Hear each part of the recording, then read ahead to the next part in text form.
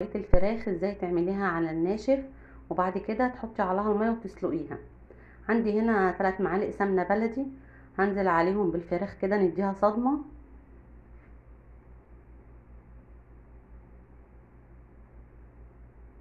الفراخ دي انا غسلاها كويس ونقعاها بخل وملح وليمون ومصفياها كويس. هنحط عليها هنا البهارات بتاعتها، معلقه فلفل اسمر، معلقه ملح ابيض، وهنا نص معلقه من اللي هو السبع بهارات، وكم فص حبهان كده عشان يطعموها معانا ويدوها طعم وريحه، ورق لورا. هنا دول البهارات اللي انا بحطها: سمنه بلدي وفلفل اسمر وملح ابيض وسبع بهارات وورق اللورا والحبهان. دول اللي انا بستخدمهم في اللحمه او الفراخ. هنزل عليهم هنا كده ببصلايه متقطعه قطع، وهغطي عليهم بقى واسيبهم يستووا مع بعض. هنا بحط نص معلقه سكر، بتخليها تستوي بسرعه وبتديها طعم كده جميل جدا وبيخلي الشوربه بتاعتها مسكره. هنا هقفل عليها الحله وهسيبها حوالي 10 دقايق كده على الناشف مع بعض، تتقلب في البهارات دي وتستوي فيها. بعديها كده يجي ب10 دقايق زي ما قلت لكم هنزل عليها بميه مغليه، مش ميه كتير، يعني كميه كده بسيطه، بحيث ان هي تستوي فيها يعني.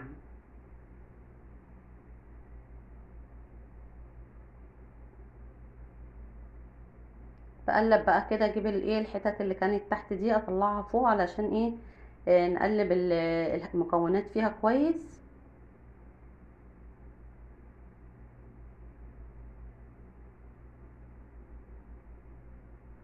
خلاص كده هنغطي عليها، هنسيبها نص ساعة او ساعة الا ربع. هنرجع لها نلاقيها استوت ما شاء الله عسل، وساحت كده في التسوية وبقت جميلة جدا.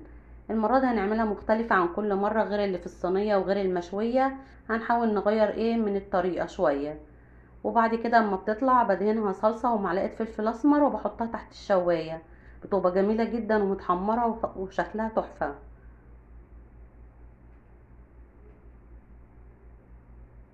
والشوربة هنا بقى عندك بتصفيها وبتستعمليها لأي حاجة تانية، تحطيها على محشي، بتعملي شوربة لسان العصفور، بتستخدمها لأي أغراض تاني.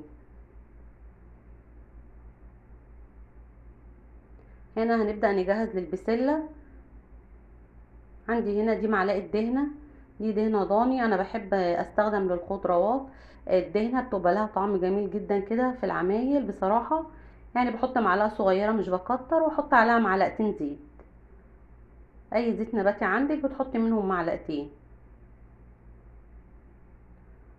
عندي هنا معلقة ثوم مفروم وبصلية مفرومة صغيرة، وبننزل بيهم بقى على الدهنة بالزيت دوت. يا دوبك بس كده ريحتهم تبدأ تطلع، مش نحمرهم.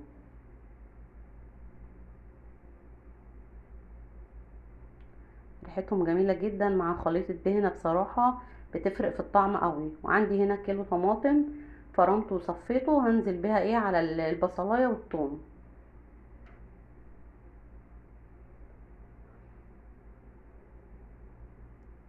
وهنا البهارات بتاعتي 7 بهارات وعندي هنا بابريكا وفلفل اسمر وتوم باودر وبصل باودر وملح ابيض.